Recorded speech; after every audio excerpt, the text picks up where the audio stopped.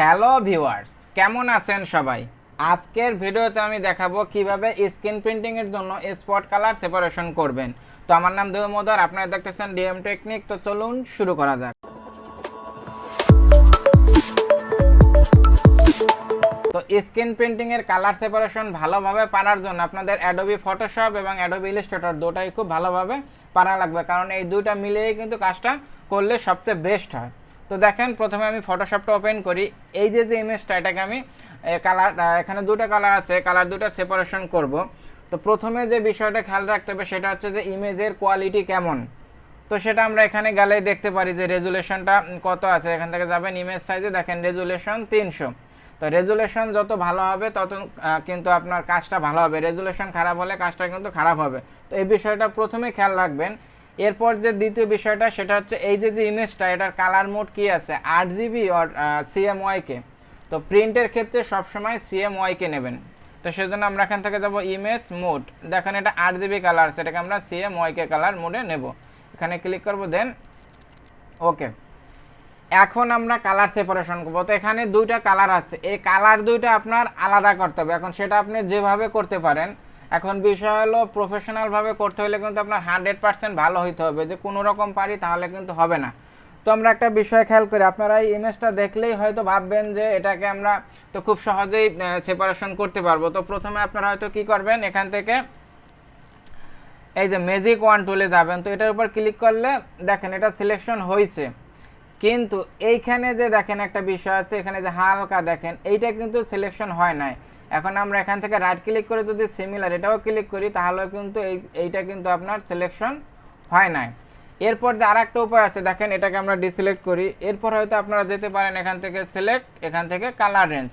Colour রেঞ্জে যাওয়ার পর এটা আমি এই কালারটা ধরবো আর কি, মেরুন। এটার উপর ক্লিক করলাম, ফাজিনেসটা 200 রাখলাম, দেন এখানে ক্লিক করি। তাহলে কি হয় দেখি, এখানেও কিন্তু সেম দেখেন এই যে আপনার হালকা যে কালারটা আছে এটা কিন্তু আপনার এই যে এখানে আছে, এটা কিন্তু ধরতেছে না। তার মানে আপনি যদি এই যে কালার রেঞ্জ অথবা ম্যাজিক ওয়ান টুল দিয়ে করেন কাজটা, তাহলে এই কাজটা মোটামুটি হবে, কিন্তু আপনার পারফেক্ট হবে না স্ক্রিন প্রিন্টিং এর জন্য। তো এখন কি করবেন দেখেন, এই জন্য এই সমস্ত নর্মাল পদ্ধতি এখানে চলবে না। তো আমি এটাকে কন্ট্রোল ডি দিয়ে ডিসিলেক্ট করি। এখন আমি যে কাজটা করব, চ্যানেল, এখানে চ্যানেলে যাব। চ্যানেলে যাওয়ার পর আমরা খেয়াল করব যে এখানে এখানে দেখেন অনেকগুলো আছে, এই যে সায়ান, ম্যাজেন্টা, ইয়েলো, ব্ল্যাক। এখানে দুইটা কালার আছে, আমরা এক একটা অফ করব। দেখেন এটা অফ করলাম, এটা অফ করলাম, এটা অফ করলাম। এই সায়ানটা রাখলাম, সায়ানটা রাখলে কিন্তু এই যে একটা কালার দেখেন ভালো ধরতেছে। এখানে দেখতে হবে আপনার যে এখানে সায়ানই রাখতে হবে, আমি যে সায়ান রাখছি আপনিও সায়ান রাখবেন, সেইটা কিন্তু না। এটা ইমেজের উপর ডিপেন্ড করে, যেটা রাখলে আপনার এই যে ব্যাকগ্রাউন্ড আর এই যে আপনার ইমেজের যে কালারটা, এটার ডিফারেন্সটা, পার্থক্যটা ভালো বোঝা যায়, সেটা রাখতে হবে। তো এখন আমি এটাকে এখান থেকে ড্র্যাগ করে এটাকে কপি করি, এটা আমি দেই 1 নম্বর।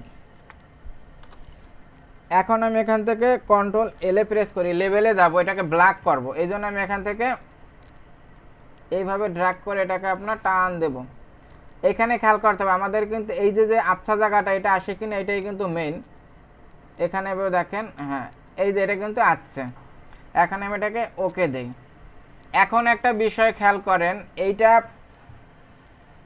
মানে সুন্দর হয়েছে কিনা সেটা বোঝার জন্য আপনারা কন্ট্রোল আইতে প্রেস করবেন। দেখেন কন্ট্রোল আইতে প্রেস করে যদি এটাকে জুম করেন, তাহলে কি হয় বিষয়টা দেখেন, এই যে দেখেন এখানে কিন্তু আপনার একটা দাগ পড়ে গেছে, এটা রাখা যাবে না। এখন এটা রিমুভ করার জন্য কি করবেন, খুবই সিম্পল। তো এটা করার জন্য আমরা যে কাজটা করব সেটা হলো, এখান থেকে যাব আপনার, আমি আবার কন্ট্রোল আইতে প্রেস করি,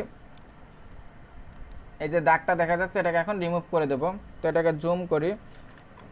ফটোশপে কাজ করার জন্য যত জুম করবেন তত ভালো হবে, কারণ অনেক জিনিস আছে আপনাদের চোখে দেখতে পাবেন না, কিন্তু জুম করলে সেটা দেখা যাবে। এখন এটা রিমুভ করার জন্য আমরা এখান থেকে ব্রাশ টুলে যাব, মুড নর্মাল রাখবো, অপাসিটি 100%, ফ্লো 100%। আর এখানে এটা যেহেতু হোয়াইট ব্যাকগ্রাউন্ড, এই জন্য উপরে হোয়াইট রাখবো। এখন আমি এটাকে এইভাবে দিয়ে এটাকে ড্র্যাগ করে মুছে ফেলবো। হ্যাঁ, এটা রিমুভ হয়ে গেছে। এখন আমার যে কাজটা করতে হবে, এখানে ক্লিক করবেন। এখানে ক্লিক করার পর এখানে দেবেন স্পট কালার। এখানে ক্লিক করে আপনার খুশি মতো যে কোনো একটা কালার দেন, ধরেন আমি এখানে ব্ল্যাকেই দিলাম।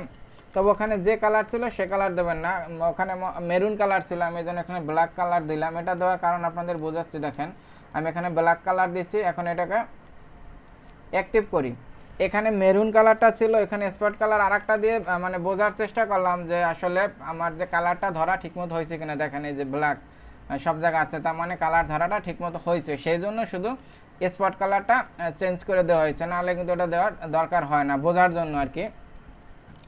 এরপর এখন আরেকটা কালার আছে, তো আমি এগুলোকে হাইড করি, এগুলোকে হাইড করি, এগুলোকে হাইড করি। এখানে ইয়েলোটা রাখলেই কিন্তু অন্য কালারটা ভালো ধরে, এই জন্য আমি এটাকে এখানে নিয়ে আসি। এটাকে আমি 1 দিয়েছিলাম, আবার ব্ল্যাক কালার দিচ্ছি, চেঞ্জ হয়ে গেছে, আমি আবার 1 দিয়ে রাখি।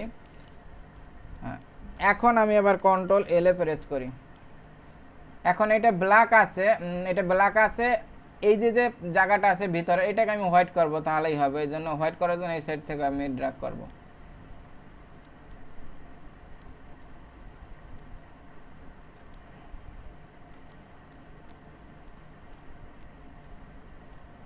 এটা হোয়াইট করে দিলাম। এখন দেখি কেমন হইলো সেটা বোঝার জন্য কন্ট্রোল আইতে প্রেস করি, এটাকে এখন জুম করি, দেখি যে কোথাও সমস্যা আছে কিনা। এগুলা কিন্তু আপনার খুব সুন্দর করে চেক দেবেন, একটু সময় নিয়ে, তাড়াহুড়া করবেন না, যত তাড়াহুড়া করবেন তত খারাপ হবে। আবার কন্ট্রোল আই দিয়ে ব্যাকে যাই, এটাকে দিই 2।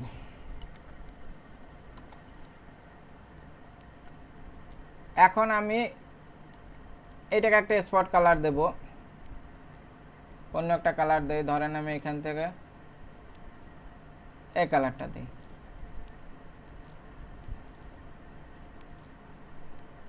এখন দেখি যে এটা ধরলো কিনা ঠিক মতো। হ্যাঁ, এটা কিন্তু কালারটা খুব সুন্দর করে ধরছে। এখন আমি এটাকে সেভ করব, তো সেভ করব আমি এটাকে পিএইচডি ফরম্যাটে সেভ করব। এখন এই পিএইচডি ফাইলটাকে ড্র্যাগ করে এর উপর ছেড়ে দেবেন। এখন এখানে আমরা লেয়ারের দিকে খেয়াল করি, এই যে যে নিচের লেয়ারটা, এটা কিন্তু মেইন লেয়ার, এটার আর দরকার নাই, তো এটা এখান থেকে আমরা ডিলিট করে দিই। এই যে যে দুইটা দেখতেছেন 1 আর 2, এই দুইটা হলো আমাদের আসল, এখানে দুইটা কালার সেপারেশন করা হয়েছে।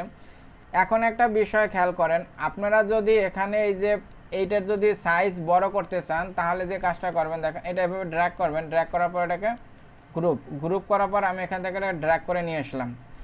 এখন এটার সাইজ বড় করার জন্য এখান থেকে যে ট্রান্সফর্ম, এখানে যাবেন। একটা বিষয় খেয়াল করেন, এখানে কিন্তু আপনার যে পেজের সাইজটা তা শো করতেছে, এই দেখেন এই যে যে বর্ডারটাই, বর্ডারের সাইজ শো করতেছে, ডাইরেক্ট এখান থেকে ইমেজের যে সাইজটা এটা শো করতেছে না। এর কারণ হলো এটা কিন্তু ট্রেস করা না, ট্রেস করলে আপনার শুধু ইমেজের সাইজটা দেখা যায়। তখন এই ক্ষেত্রে আপনারা কি করবেন, এই ক্ষেত্রে আপনারা এখানে ধরেন যে 8 আছে, 8 হলো আপনার যে পেজের সাইজটা আছে। এখন আপনি যদি বড় করতে চান, ধরেন এই যে এখানে এটা আর কি, এইটা যদি বন্ধ করে দেন তাহলে রেশিও ঠিক থাকবে না। আর স্ক্রিন প্রিন্টিংয়ের ক্ষেত্রে রেশিও সবসময় ইম্পর্ট্যান্ট, এটা সবসময় খোলা রাখবেন।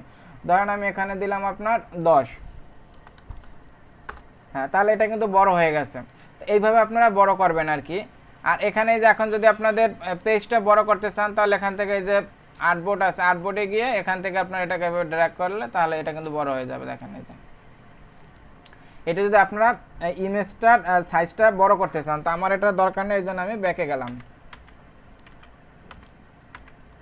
হ্যাঁ, এখন আপনাদেরকে দেখায় কিভাবে রেজিস্ট্রেশন মার্ক ক্রিয়েট করবেন। তো স্ক্রিন প্রিন্টিংয়ের ক্ষেত্রে মার্কিং করাটা খুবই গুরুত্বপূর্ণ। এখন মার্কিং কোন ক্ষেত্রে দরকার হয়, যদি আপনার এক কালারের ডিজাইন হয় তাহলে কোনো রেজিস্ট্রেশন মার্কের দরকার নাই, কারণ সেটা একটা ফ্রেমেই শর্ত হয়। কিন্তু যদি একাধিক কালার হয় তাহলে অবশ্যই মার্ক ক্রিয়েট করতে হবে, রেজিস্ট্রেশন মার্কটা। তো দেখেন সেটা কিভাবে করবেন। তো সেজন্য করার জন্য প্রথমে এটাকে জুম করবেন। এখানে একটা টুল আছে, দেখেন লাইন সেগমেন্ট টুল, আর এখানে স্ট্রোক আমি নেব 0.25। শিফট প্রেস করে এখান থেকে এটাকে ড্র্যাগ করি। এরপর এখানে রাইট ক্লিক করে দেন যাব ট্রান্সফর্ম, এখান থেকে রোটেট, এটা আপনার অ্যাঙ্গেল দেব 90 ডিগ্রি। আর এখানে প্রিভিউ টিক থাকবে, কপি। এখন এই দুইটাকে ধরে এখান থেকে আপনার এটা কিন্তু অ্যালাইনমেন্ট ঠিক আছে, তারপর আমরা দেখি অ্যালাইনমেন্ট ঠিক আছে কিনা। সেটা করার জন্য এখান থেকে যাব অ্যালাইন, এখান থেকে আপনার এখানে দেখেন 3টা অপশন আছে, যে align to selection, align to artboard, আর হলো অ্যালাইন টু কি অবজেক্ট। তো আমরা এখান থেকে অ্যালাইন টু সিলেকশন দেব, ড্র্যাগ করে অ্যালাইন টু সিলেকশন, হ্যাঁ ঠিক আছে। এখন এটাকে আমি গ্রুপ করে ফেলি, আর এটা আমার এত বড় দরকার নাই, এটাকে আমি শিফট অল্টা প্রেস করে এটা কিন্তু ছোটো করে দিই। তো মার্ক কখনোই বড় করবেন না, কারণ এটা শর্ট দেওয়ার পর কিন্তু আবার কেমিক্যাল দিয়ে ঢেকে দিতে হয়, যত বড় করবেন তত কেমিক্যাল নষ্ট হবে, তো সেটা সবসময় খেয়াল রাখবেন। এখন আমি এটাকে জুম করি, এটার একটা কপি নেই আর একটা,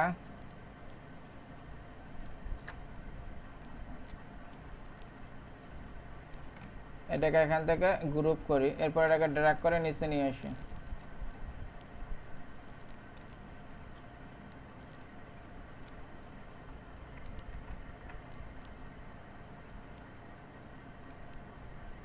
আনগ্রুপ করি, শিফট প্রেস করে এটাকে এখানে ড্র্যাগ করি।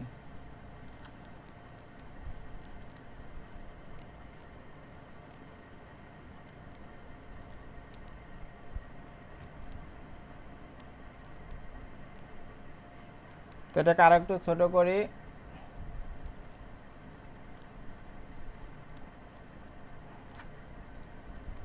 এটাকে আরেকটু ছোট করি। এখন দেখেন এইখানে আপনারা যে ছোট করবেন এটা কিন্তু উপর থেকে করে আনবেন, প্রথমেই করে আনবেন। আমি এখানে দেখেন অল্প জায়গা আছে এই জন্য ছোটো করে নিলাম।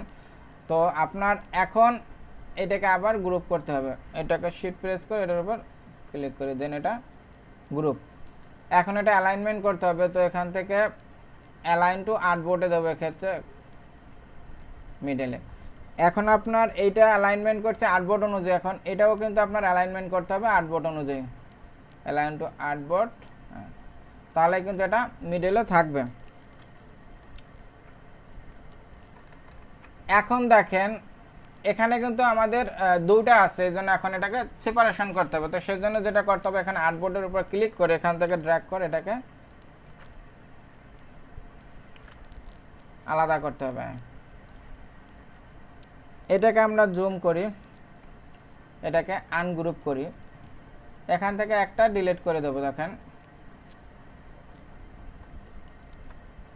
এটার এখানে দরকার নাই, আর এখান থেকে যেটা ডিলিট করবো এটাকে আনগ্রুপ করি প্রথমে,